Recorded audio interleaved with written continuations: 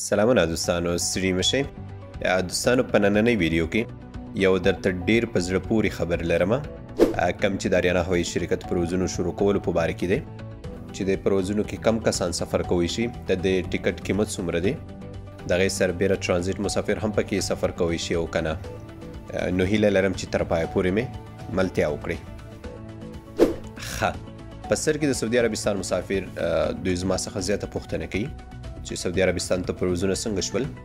دوستانو دغه باره کې به سبا یا بل سبا درته دقیق معلومات خپاره کړم خو تاسو ماته لږ وخت راکئ انشاءالله یو 2 ورځې پس درته همدې باره کې ویډیو جوړوم ښه اوس به د اریانا پروازونو په باره کې درته ووایم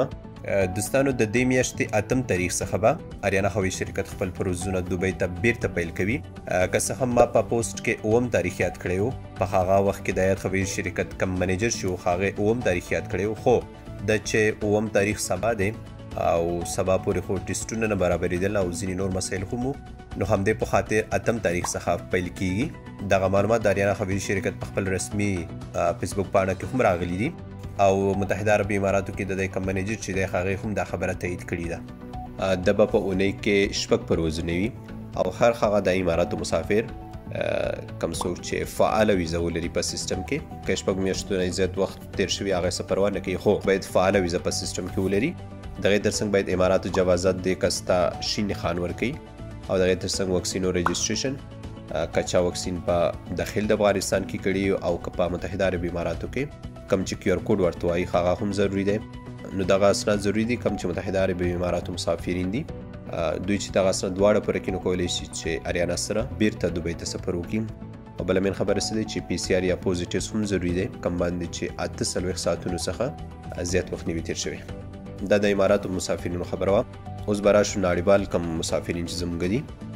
هر هغه هیوادوال چې دوی غواړي د افغانستان څخه نورو بهر ملکونو ته لاړ شي یا هغه افغانان چې په بهر ملکونو کې اوسېږي او دوی غواړي چې افغانستان ته بیرته راشي دوی هم کولی شي چې په دې پرواز کې هم د بهر ملکونو څخه افغانستان ته راشي او هم د افغانستان څخه بهر ملکونو ته لاړ شي دا چې یاد پروازونه هفته کې شپږ دي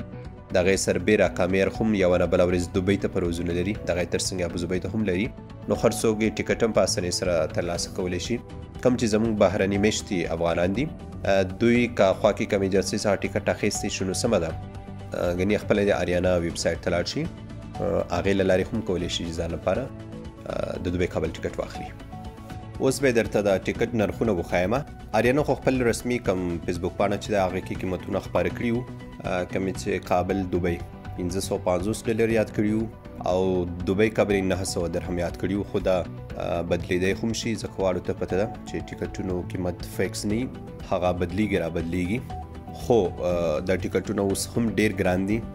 باید اړوند ادارې دغه دواړو هوایي شرکتونو ټیکټونو نرخونو کې کموالی راولي یو کامیر او بل اریانا نو د اریانا پروازونو معلومات هم دومره وو که کم نوي څه پکې راتلل هغې لپاره تاسو احمد ټایمز تعقیبوئ انشاءالله چې زه به هم پوه خبروم نور ستاسو دعاګانو او سپورټ څخه د زړه له کومې مننه کوم ښاد او آباد اوسئ